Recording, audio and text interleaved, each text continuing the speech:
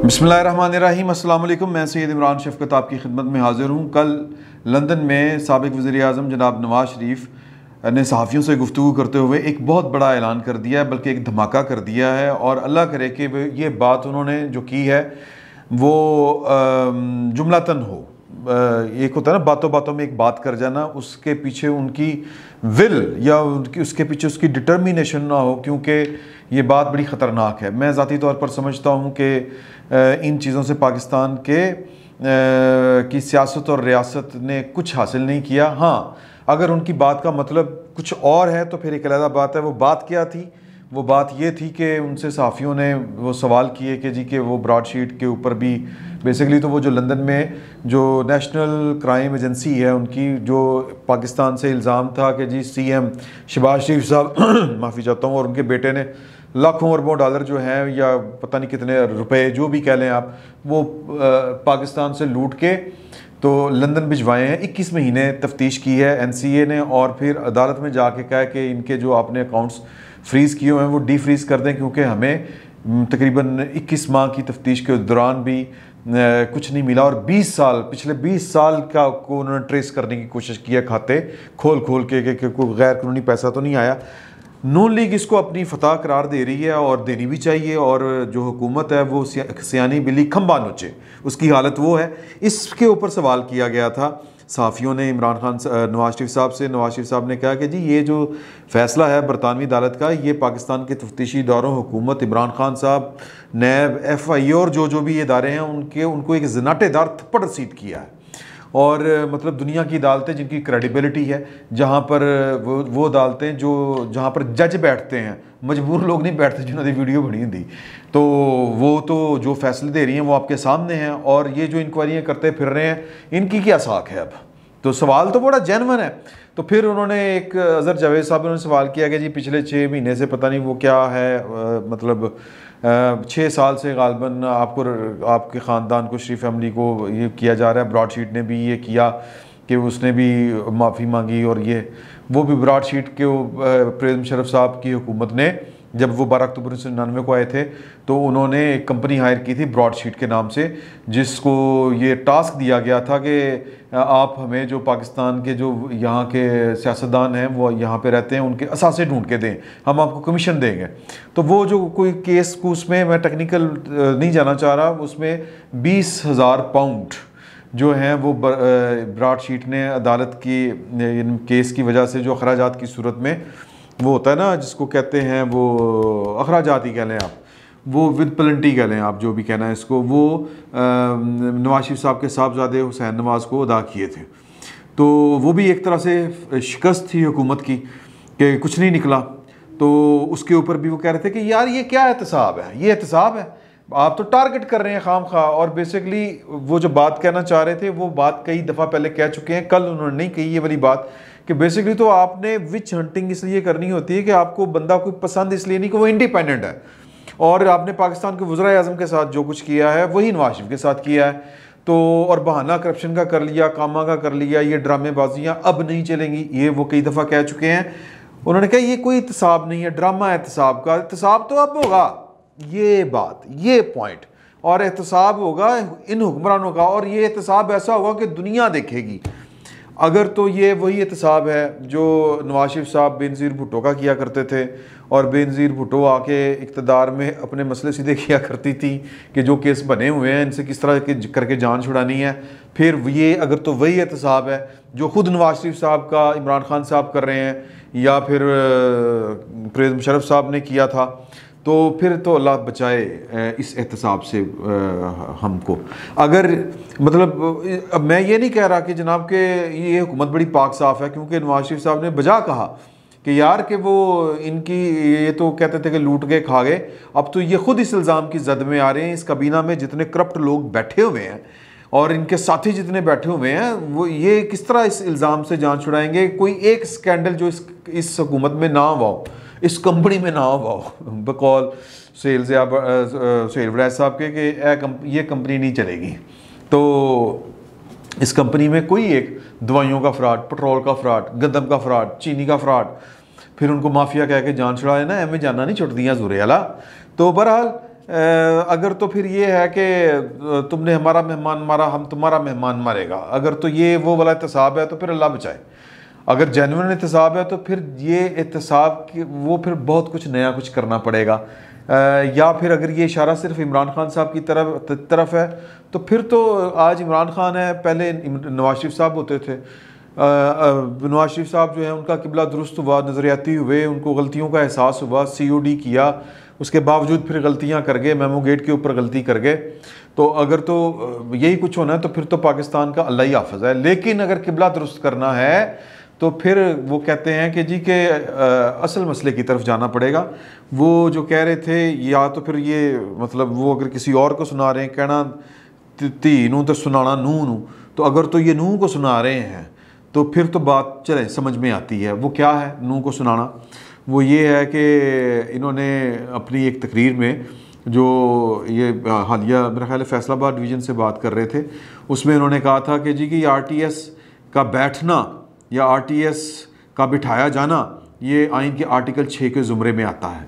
अगर तो वो ये कह रहे हैं कि एहतसाब का मतलब ये है कि सिर्फ अब सियासतदानों का एहतसाब नहीं होगा, अब जज भी आएंगे इस एहतसाब के कटहरे में, अब जर्नैल भी आएंगे इस एहतसाब के कटहरे में, जर्नलिस्ट भी आएंगे इस एहतसाब के कटहरे में, एहतसाब सबका चलेगा।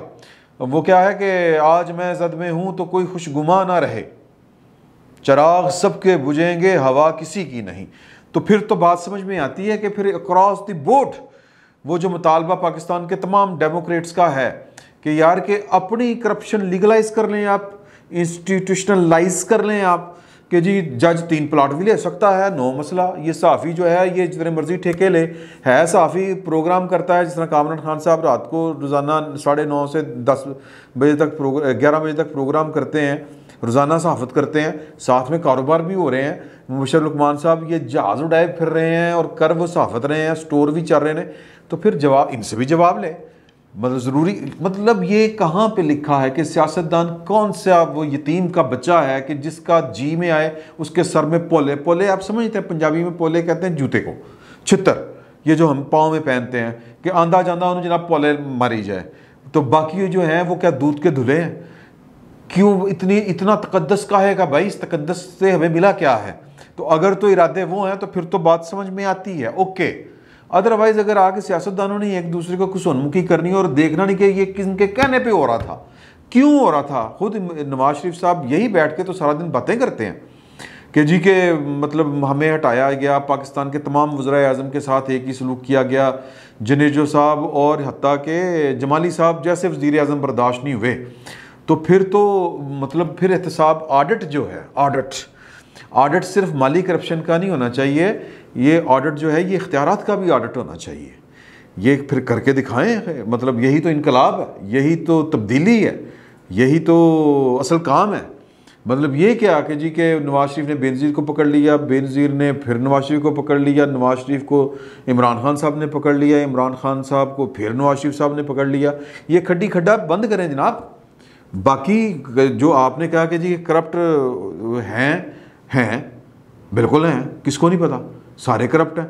मतलब ये कोई बाहर से तो नहीं आता, कोई फरिश्ते तो कोई खलाई मखलूक तो नहीं आती, कोई मरीख से तो नहीं उतरता। ये जो आटा पाकिस्तान का चोरी हो गया, ये जो चीनी जो है वो अमेरिका मतलब ने इनखला होना था तो वो सुना है अफ़गानिस्तान में वो पाउडर के भाव बिकती रही चीनी कि जी के हमने वो स्ट्रेटेजिक प्लानिंग के तहत हमें फूड सिक्योरिटी की ज़रूरत है, तो गंदम भी अफ़गानिस्तान अमेरिका के खाते में, चीनी भी अमेरिका के खाते में। मतलब जिनके पेट भरे, जिन्होंने ये अन्नी मचाई रखी, सबको पता है। ये मशीनों के ज़रिए अमेरिका में बड़े बड़े प्लाजे, बड़ी बड़ी कंपनियाँ मतलब किस तरह बन जाती हैं। ये अद्वियात की कीमतों में 500% इजाफा और अरबों रुपए करप्शन। और फिर वो करप्शन करने वाला जो है वो किसी कोर्ट कचहरी में मुकदमात का सामना नहीं कर रहा, वो बल्कि पार्टी का सेक्रेटरी बन के बैठा हुआ है। और फिर वो जो यार गार था, चीनी की स्मगलिंग का इल्ज़ाम उसके ऊपर, और फिर वो फारग भी है।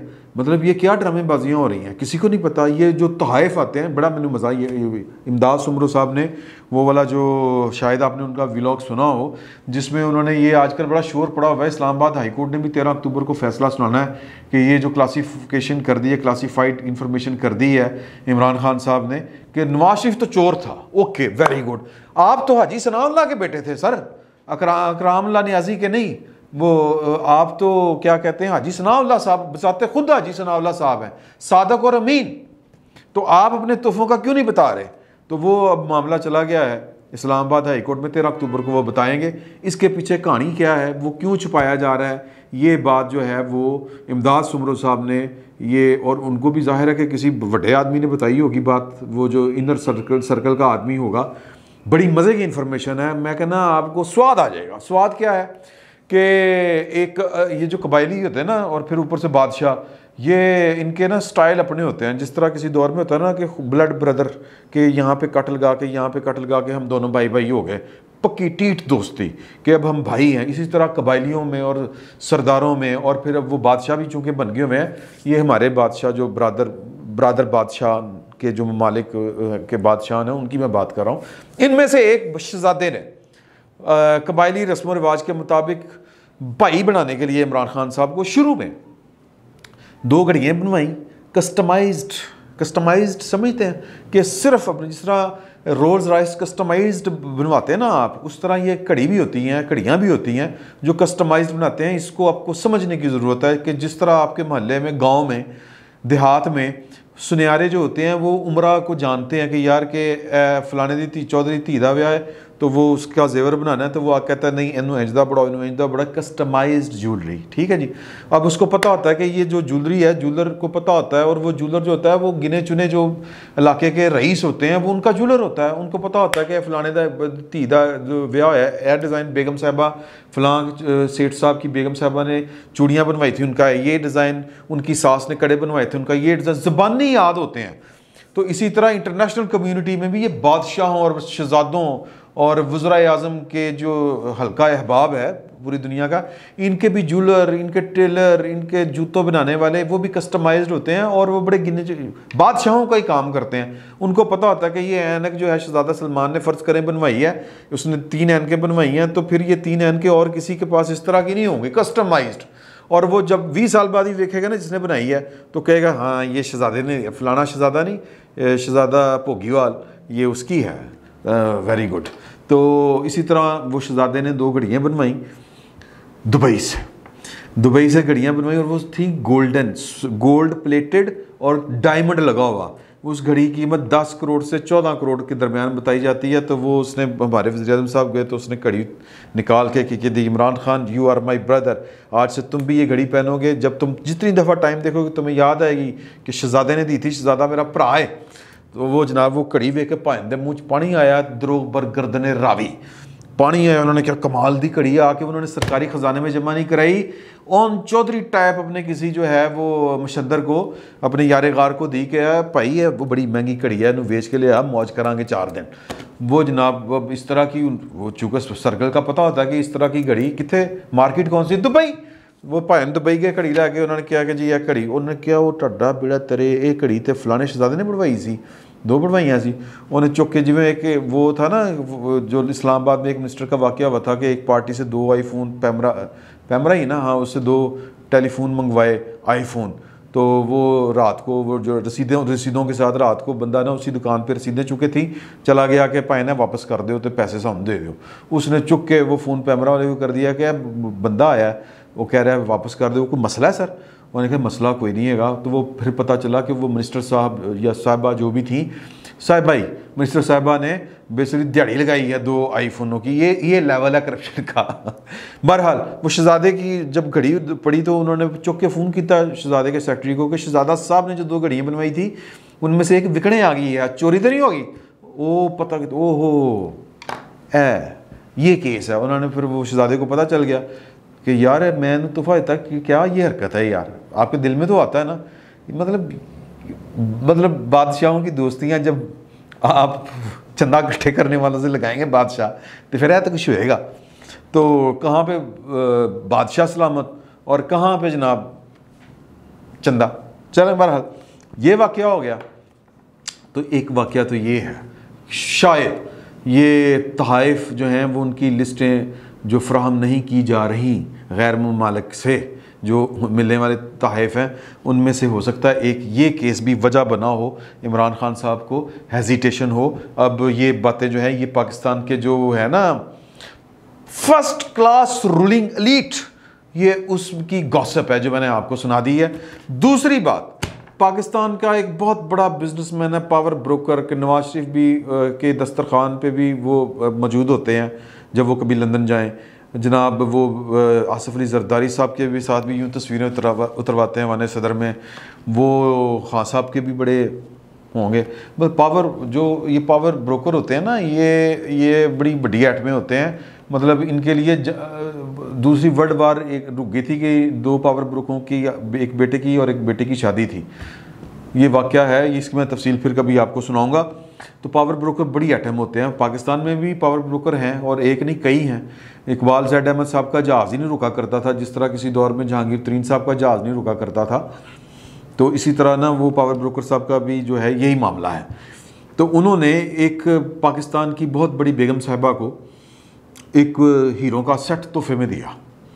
तो वो बात जो है वो अब वही पावर ब्रोकर साहब जो हैं वो लीक हो गई। तो वही पावर ब्रोकर साहब ये वाक़या एक और पावरफुल आदमी, एक साहब को सुना रहे हैं कि जब मैंने तो तोहफ़ा दे दिया मेरी, तो मतलब अब पावर ब्रोकर ने इस तरह के ताइफ दे के तो काम कढ़ाने होंगे ने, समझिया करो ना।